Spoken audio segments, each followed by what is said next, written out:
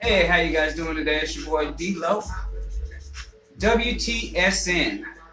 I'm right here on a little 420 smoke session with you guys. I'm going to tell you guys about a funny story that was rekindled yesterday while I was celebrating my Thanksgiving festivities. So,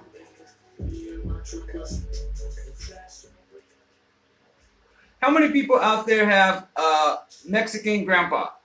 Wait again. Okay. So anybody out there with a Mexican grandpa you can probably vouch for me that, hello, and I'm telling the story about yesterday. I was hanging out with my mom and a few of my relatives, and we were going down memory lane, and they were reminding me of this time when we lived in Texas, Harlingen, Texas. I was young, but I remember it. And I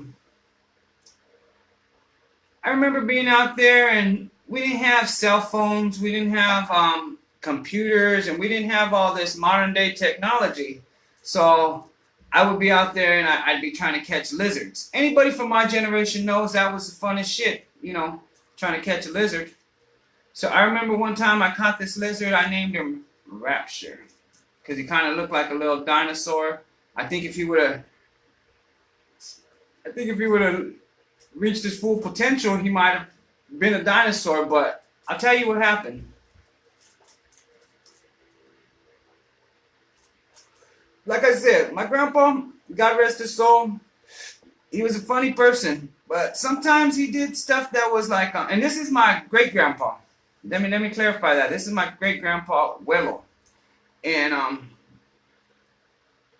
he would sometimes do some crazy stuff. He thought it was funny. I thought it might have been a little mean, but maybe I was soft at the time. Maybe he was trying to toughen me up to be a man, you know. So I remember I had this lizard, and I walk into the house one day, and my grandpa tells me, "Mio, ven pa' acá." You know, he asks me to let him see my lizard. And I was like, "Nah, man, this motherfucker's crazy. He's probably gonna break the tail off, or he's gonna smack." You know, I didn't know what he was gonna do. So I tell him, "Nah." He's like, "Come on," you know, telling me, "Don't worry. Let me see the lizard." So I told him, "Okay, you know," and I give my grandpa my lizard, and this motherfucker throws it to the cat. He has a cat, and the cat's standing right there the whole time watching us, and he fed my lizard to the cat. And it was dead. I was like, "What the fuck, man?" You know how hard it is to catch a lizard for a fat boy? You know, that was my first lizard probably I caught. You know, it's mostly the skinny kids that are catching lizards, and you know, you gotta be fast, you know. And here this motherfucker fed my lizard to his cat. And he starts laughing, he starts cracking up, and his fake teeth fall out. And I don't know if he was laughing at the lizard being eaten or the fact that I was probably crying. And it was traumatizing, you know. I try to forget about that. I was like, you know what?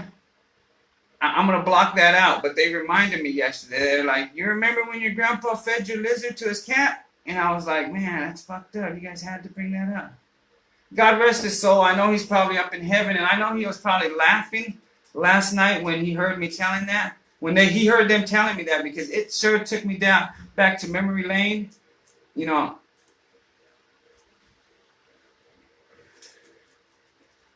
nowadays these kids don't know what it's like. You know, now PETA would have got involved.